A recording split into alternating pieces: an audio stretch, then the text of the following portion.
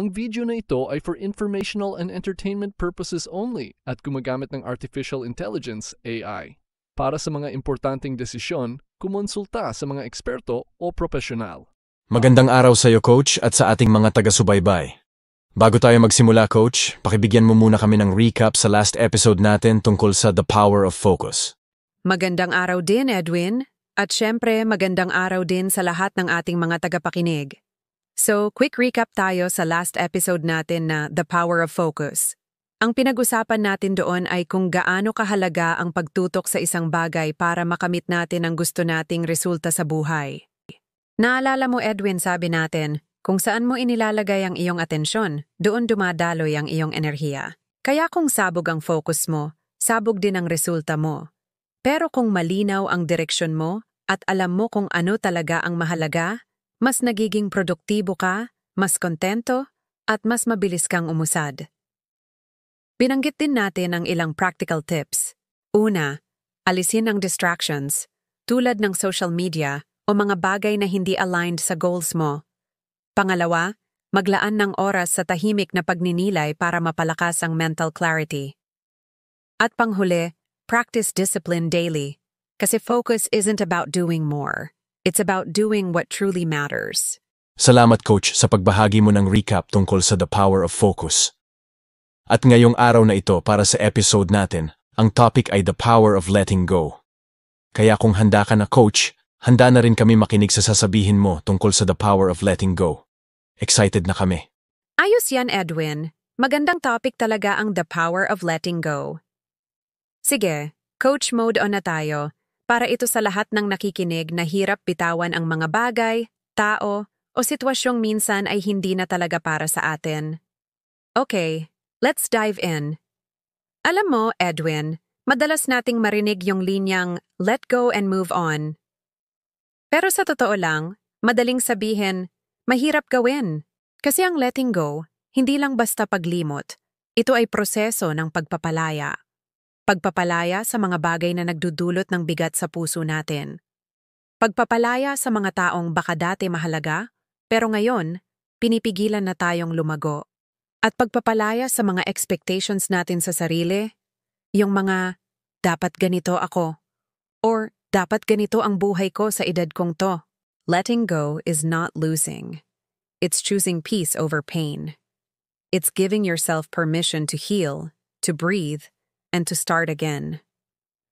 Ang power ng letting go ay nasa kakayahan nating bitawan ang control sa mga bagay na hindi na natin kayang baguhin. Madalas kasi, gusto nating hawakan lahat. Ang outcome ng relationships, resulta ng trabaho, o desisyon ng ibang tao. Pero habang pinipilit natin yon, lalo lang tayong napapagod. Sabi nga sa isang quote, when you let go of what you can't control, you make room for what you can create. Ang ibig sabihin, habang kapit tayo sa lumang kwento, hindi tayo makagawa ng bagong kabanata. Naalala ko yung kwento ng isang kaibigan ko, si Marco. Matagal siyang nagstay sa isang trabaho na hindi na siya masaya, kasi takot siyang mawalan ng income at comfort zone niya yon. Pero habang tumatagal, napansin niyang nauubos na ang passion niya. Until one day, napagod siya sa pagpe-pretend na okay pa. He took the risk, nag-resign siya, nagpahinga, at eventually, nakapagtayo ng maliit na business na mas aligned sa gusto niya. Ang sabi niya sa akin, the moment I let go of what's safe, life started to give me what's meant for me. Isa pang kwento, si Ana, isang single mom. Matagal siyang nahirapan mag-move on sa ex niya kasi umaasa siyang magbabago pa ito. Pero habang kapit siya sa sakit, hindi niya napapansin na may bagong taong gustong magmahal sa kanya, kasama na yung anak niya. Noong natutunan niyang magpatawad at bitawan ang galit, doon lang siya tuluyang nakahinga. Ngayon, mas kalmado siya, mas masaya, at mas totoo sa sarili. Kita mo? Hindi mo kailangang kalimutan ang nakaraan, pero kailangan mong piliing hindi doon tumira. Tips kung paano mag-letting go. 1. Tanggapin ang nangyari. Hindi mo mababago ang nakaraan, pero pwede mong baguhin ang kahulugan nito sa buhay mo. Minsan, kailangan mo lang sabihin sa sarili mo, tama na, natutunan ko na ang dapat kong matutunan. 2. Huwag mong iwasan ang sakit, maramdaman mo. Kasi kung patuloy mong tinatakbuhan, babalik at babalik yan. Pero kapag hinarap mo ng buong tapang, unti-unti rin itong mawawala. 3. Alagaan ang sarili.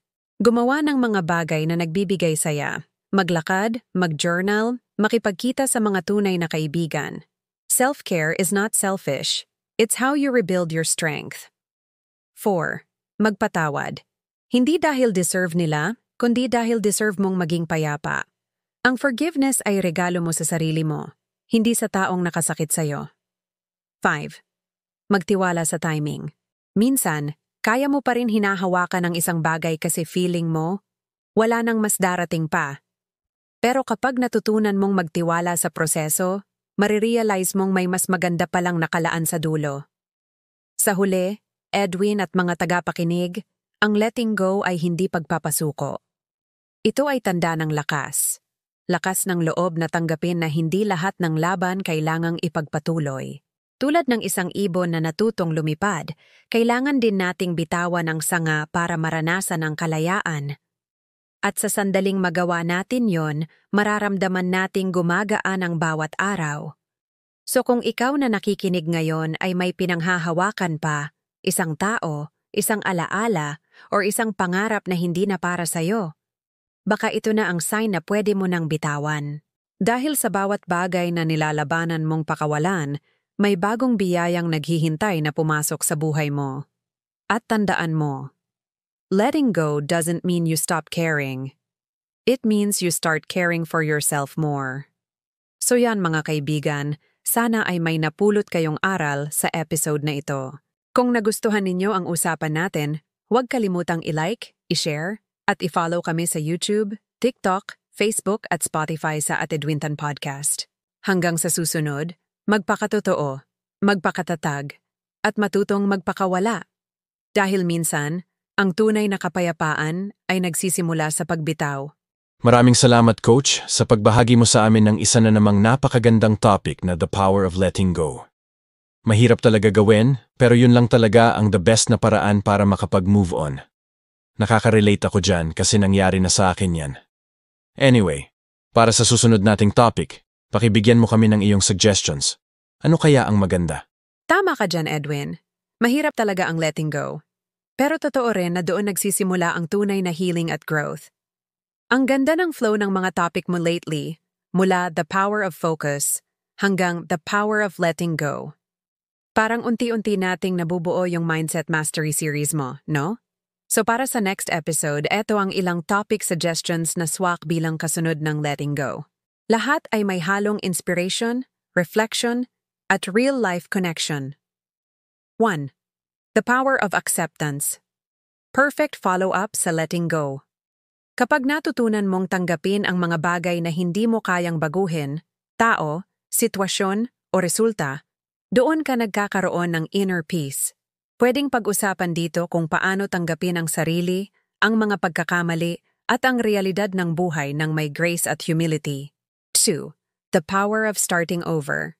Pagkatapos mag-let go, anong susunod? Siyempre, mag-umpisa ulit? Pwedeng i-highlight dito ang mga kwento ng mga taong bumangon matapos ang pagkabigo, sa love, career, o health, at paano nila ginamit yung pain para magsimula ng panibagong chapter. 3. The power of mindset shift. Ito naman ay tungkol sa pagbabago ng pananaw. Kasi minsan hindi naman ang sitwasyon ang kailangang baguhin, kundi ang paraan ng pagtingin natin dito. Pwedeng isama ang practical tips kung paano baguhin ang negative thoughts into empowering ones. 4. The power of self-compassion. Madalas, marunong tayong magpatawad sa iba, pero sa sarili, hindi. This episode can explore kung paano maging mabait sa sarili, lalo na kapag nagkamali. Pwedeng may kwento ng mga taong natutong i-embrace ang imperfections nila at naging mas confident sa buhay. 5. The power of purpose. Kung gusto mong iakyat sa mas malalim na usapan, Pwede nating pag-usapan kung paano hanapin o maintindihan ang why sa likod ng lahat ng ginagawa natin. Parang follow-up din sa Start with Why ni Simon Sinek na dati mong tinouch. Sige coach, isunod natin ang The Power of Acceptance. Kaya bago tayo magtapos, pakibigyan mo muna kami ng isang teaser tungkol dito para may idea kami at ma-excite sa susunod nating episode. Ayos yan, Edwin. Perfect follow-up talaga ang The Power of Acceptance pagkatapos ng letting go. Sige, eto na ang teaser para sa ating mga tagapakinig. Maikli pero mapanghatak, parang pang-end trailer ng susunod na episode. Minsan, kahit gaano tayo kahirap kumapit, may mga bagay talaga sa buhay na kailangan lang nating tanggapin. Hindi dahil sumusuko tayo, kundi dahil pinipili nating manahimik sa gitna ng bagyo. Acceptance. Ito yung susi para makahanap ng kapayapaan kahit hindi natin makuha ang gusto natin. Ito yung lakas na nagsasabing, hindi ko kontrolado ang lahat, pero kaya kong piliin kung paano ko haharapin ito. Sa susunod na episode, pag-uusapan natin kung bakit ang pagtanggap ay hindi kahinaan, kundi isang anyo ng karunungan. At paano, sa sandaling natutunan mong tanggapin ang totoo, unti-unti ka ring gumagaan, gumagaling, at gumigising sa panibagong ikaw. Kaya abangan ninyo ang next episode ng Kwentuhan kay Ayay, The Power of Acceptance. Dahil minsan, hindi natin kailangang baguhin ang mundo. Kailangan lang natin tanggapin kung nasaan tayo ngayon. O sige coach, hanggang dito na lang uli ang usapan natin. Looking forward sa next episode natin. Maraming salamat muli sa pagbahagi mo ng iyong mga kaalaman. Hanggang sa muli. Salamat din, Edwin. At syempre sa lahat ng nakikinig. Tandaan ninyo, minsan isang simpleng kwento lang ang pwedeng magbukas ng bagong pananaw at maging simula ng malaking pagbabago sa buhay ninyo. Kaya huwag nyo palalampasin ang susunod na episode. Promise worth it ang paghihintay. Ingat kayo mga kakwentuhan. At Edwin, kita-kits tayo sa next kwento. O ayan mga kakwentuhan. Narinig nyo ang susunod nating episode. Exciting, di ba? Kaya kita-kita tayo sa susunod na episode. Maraming salamat mga kakwentuhan sa pagsama ninyo sa isa na namang makabuluhang usapan dito sa ating podcast. Sana ay may napulot kayong aral o inspirasyon na makakatulong sa inyo sa araw-araw. Ako si Edwin, at tandaan, kwento mo, kwento ko, kwento nating lahat. Hindi lang basta usapan, kundi buhay na aral. Hanggang sa muli, mga kakwentuhan. Ingat kayo palagi, at huwag kalimutang magbahagi ng mabuting kwento sa iba.